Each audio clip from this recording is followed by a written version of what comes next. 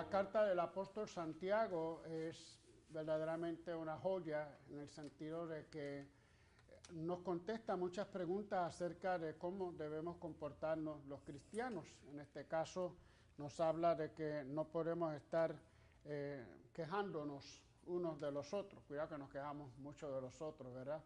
Los otros quizás se quejan de nosotros. Y sin embargo, él aconseja todo lo contrario, poniendo como ejemplo a los grandes hombres de fe, a las grandes figuras de la Biblia que tuvieron una experiencia auténtica, real, como Moisés, como los profetas.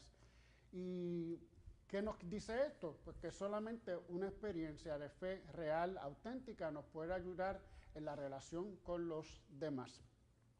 Pero el tema de hoy, quizás más fuerte, es el tema que nos trae el Evangelio de San Marcos acerca, no tanto aquí no nos habla tanto del matrimonio, bueno, sí nos habla, pero sobre todo desde el punto de vista del divorcio, del repudio. Y esto nos hace una reflexión, nos permite una reflexión a cada uno de nosotros. Sobre todo recordar que todo esto comienza desde el amor de Dios, desde el amor creador de Dios. Un Dios que decide amar al hombre hasta el extremo. Un Dios que le ama con una compasión, como hemos dicho en el Salmo, con misericordia. Y escoge un pueblo que era esclavo, un pueblo sencillo, un pueblo prácticamente miserable. Escoge este pueblo para amarle y ofrecerle su amor liberador, sobre todo, un amor que les libera. Y sin embargo, este amor comprometido, liberador, creativo, no es correspondido por ese pueblo. A lo largo de la historia de este pueblo, sabemos de los grandes pecados que han cometido, que se van sobre todo tras otros dioses. Y esos otros dioses traen una serie de conductas, de elementos que no son parte de lo que fue la alianza con Dios. El pueblo entendió desde un principio que el amor de Dios se expresaba a través de pactos, a través de alianzas, y así fue haciendo alianza con el pueblo a través de los reyes, a través de los profetas, pero estas alianzas fueron rotas por el pueblo continuamente. Pero el amor de Dios, y aquí está el signo importante que tenemos que recordar para lo del matrimonio, es un amor que insiste. A pesar de las infidelidades de este pueblo, el Señor busca reenamorarlo, volver al primer amor a este pueblo. Y con todo no lo consigue, decide entonces realizar un pacto, una nueva alianza que será entonces a través de su propio Hijo. Este es precisamente el fundamento de este matrimonio del que ahora vamos a hablar.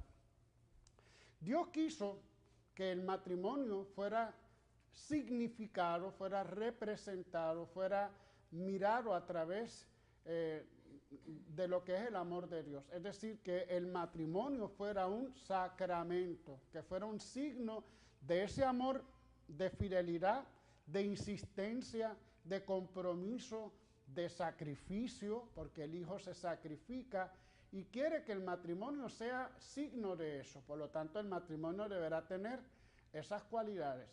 Habrá que preguntarse hoy, cuando la gente se casa, si tiene en cuenta todo esto. Es decir, que el amor que ellos van a vivir tendrá que ser un amor que disculpe, que soporte, que vuelva siempre a insistir a pesar de las infidelidades. Es un amor de sacrificio, porque así es precisamente el amor de Dios. Y aquí está quizás uno de los problemas más grandes en una sociedad donde todo esto se ha hecho otra cosa. Bueno, resulta que el corazón del hombre es duro, que es frágil, el corazón del hombre es cambiable, sobre todo podemos decir el corazón del hombre es pecador. Y tanto entonces así el matrimonio ha resultado ser un pobre signo del amor de Dios. Ante esta situación, Moisés establece una serie de leyes, de normas que tratan de regular la cuestión del matrimonio y la cuestión del divorcio. Pero tenemos que tener en cuenta que para Moisés y para todo el pueblo hebreo, el hombre es el que es importante y no tanto la mujer. Y ahí viene uno de los grandes secretos de este cambio precisamente de Jesús. El hombre no amó como tenía que amar a su mujer, sino que al contrario.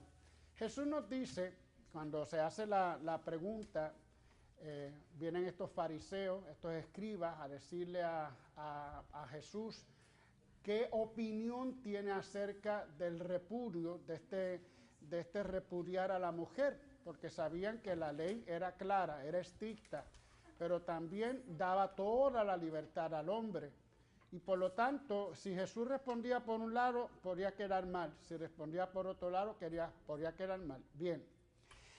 Es decir, era una trampa, estas famosas trampas que los escribas tratan de ponerle a Jesús. Y de hecho, era una discusión continua entre los maestros de la ley acerca de qué razones había para repudiar a una mujer. Y algunos eran más estrictos y otros eran mucho más liberales. Algunos también por el hecho de que le cocinó algo que se le quemó las habichuelas, como diríamos nosotros, pues ya tiene la oportunidad de darle un repudio a la mujer y botarla de la casa. Esa era la situación. El amor, ¿dónde estaba? ¿Dónde estaba el amor comprometido? La que se tenía que comprometer era la mujer. ¿Dónde estaba la fidelidad? La que tenía que ser fiel era la mujer. Es decir, aquí hubo y Jesús, como responde de esta manera. En un principio no fue así. Porque Dios hizo al hombre y a la mujer de la misma igualdad, de la misma, vamos a decir, dignidad. Los creó hombre y mujer. De tal manera que los dos son una sola carne. Jesús entonces no se mete en las discusiones entre qué es lo que puede hacer un hombre o qué no puede hacer un hombre con respecto a su mujer. Lo que hace Jesús es simplemente remitir al fundamento, remitir al principio. Y el principio es que Dios creó al hombre y a la mujer iguales. El fundamento es ese amor de Dios entre hombre y mujer, de amor, de sacrificio, de compasión, de fidelidad. Ese es el principio, pero también Jesús nos dice cuál fue el error de los hombres, cuál fue la causa para que esto no se diera. Y nos dice, la causa es la dureza de corazón. Por la dureza del corazón de ustedes es que entonces Moisés tuvo que redactar este acta de repudio. Y se remite, y lo vamos a leer, al Deuteronomios 24, 1 al 3. Y sería bueno que recordáramos este texto, dice así, para que vean cómo es la situación de una mujer en este sentido del repudio del matrimonio. Si uno se casa con una mujer y luego no le gusta porque descubre en ella algo vergonzoso, le escribe el acta de divorcio, se la entrega y la echa de casa. Y ella sale de la casa y se casa con otro. Y el segundo también la aborrece. Le escribe el acta de divorcio y la echa de casa. O bien muere el segundo marido. El primer marido que la despidió no podrá casarse otra vez con ella, pues está contaminada. Sería una abominación ante el Señor. Palabra de Dios. Palabra de Dios. Y también palabra humana. Y una palabra más cargada del elemento humano y de las circunstancias que se vivían en aquel tiempo. Lo digo así con cierta ironía, palabra de Dios, porque yo estoy seguro que Dios no quería eso. No es la voluntad de Dios. Sin embargo, los hombres van entendiendo, según las situaciones y los problemas que van teniendo en su historia, y van tratando de responder. Moisés respondió a su tiempo, Moisés respondió a las situaciones que estaban, pero seguro que Dios no es un Dios donde a la mujer la haga menos. Por eso es que Jesús arremete contra esa forma de pensar, aún cuando está escrito en el Deuteronomio 24, 1 al 3. Es decir, que Jesús también es capaz de interpretar las Escrituras de una nueva forma, desde la buena noticia del amor de Dios, del amor del Padre. Bueno, pero ante todo esto nos vamos a preguntar, Jesús quiere mantener el proyecto de Dios, el sueño de Dios, lo que Dios ha tenido como ideal para el hombre y para la mujer en el matrimonio. Este sueño de Dios lo quiere mantener, pero nos preguntamos, hay muchos matrimonios que ya no son matrimonios. De hecho, en la iglesia rusa, ortodoxa, cuando ya no existe el amor, ellos dicen ya no existe el matrimonio.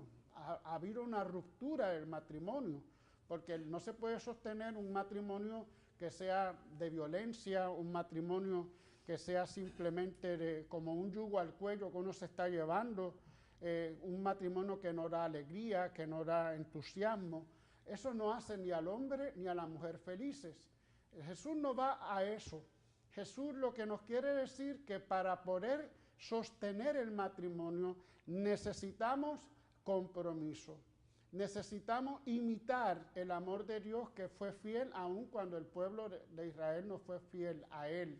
Un amor que insiste, un amor que incluso hasta llega a sacrificarse. Y esto solamente es posible cuando ese matrimonio está fundamentado en el que los creó, en Dios. Por lo tanto, el mensaje para la sociedad de hoy y para tantas personas que quieren vivir sin Dios, aunque vayan a la iglesia los domingos, porque una cosa es ir a la iglesia los domingos y otra cosa es vivir ese evangelio y vivir esa fe que se celebra en la iglesia. Es una celebración vacía. A mí me sorprende mucho, y lo digo con mucha tristeza, cuántas personas uno ve que van a la iglesia, pero luego al tomar decisiones no tienen nada que ver con la fe. Como que dicen, no, la fe la ponemos a un lado y esta es mi decisión. Yo veo muchos jóvenes, por ejemplo, que se juntan, son de la iglesia, van a la iglesia, participan de la iglesia, participan hasta de los coros, de todo. Y sin embargo, cuando tienen que decidir acerca de la vida de novios, deciden irse a vivir juntos. Y yo me pregunto, bueno, yo sé que eso no es un pecado malo porque no le están haciendo mal a nadie. Es verdad, es cierto. Pero si el amor de Dios es el que fundamenta la vida del matrimonio, ¿por qué no seguir las pautas que Dios nos ha puesto? Sobre todo el signo del sacramento del matrimonio, que precisamente por ser sacramento se recibe la gracia para poder superar las dificultades que se van a dar dentro del matrimonio.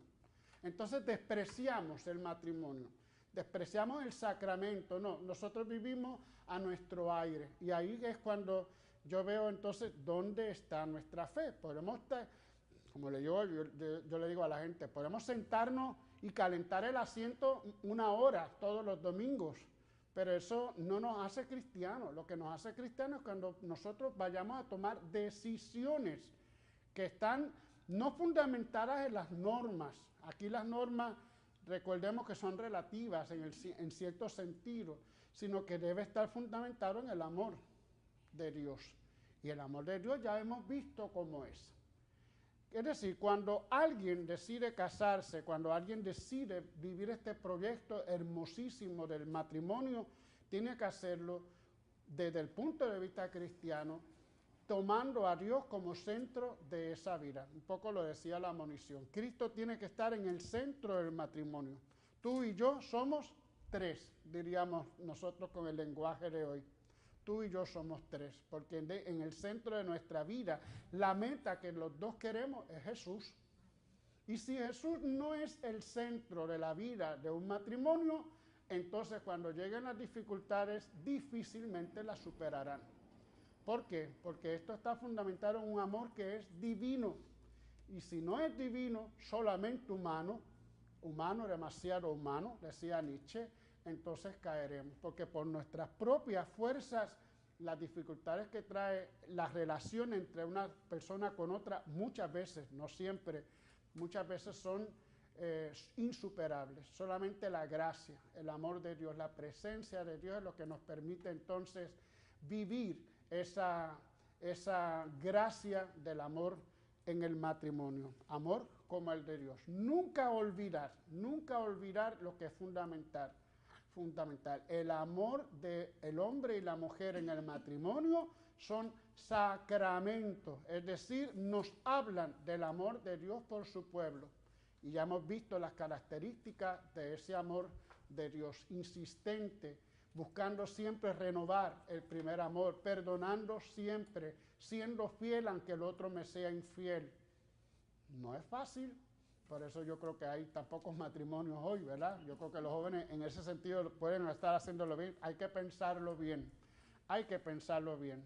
Se dice, y una vez yo lo decía, ¿verdad?, que de cada 4, en una empresa, de cada 4 aviones, cada vez que salían a volar, caían 3, solamente se salvaba 1. Nadie va a meterse en esa empresa, nadie va a volar con esa empresa, ¿verdad? Pues así es un poco el matrimonio. De cada 4 matrimonios, 3 fracasan. ¿Por qué? Porque no tienen a Dios como centro, porque están buscando otras cosas, y cuando se dan los egoísmos, los individualismos, es difícil entonces superarlo si no está la gracia de Dios. Que el Señor entonces nos ayude a aclarar todas estas nuestras dudas acerca de los divorcios. Recuerden, el acta de repudio no era exactamente el divorcio de hoy, pero al fin y al cabo más o menos viene a ser lo mismo. No tanto en el sentido de discriminación contra la mujer, porque hoy posiblemente no lo hay, las leyes son bastante justas en ese sentido, tanto la mujer como el hombre tienen esos derechos, pero de todo modo hay una falta de amor. Y eso no puede ser en un matrimonio. Amén.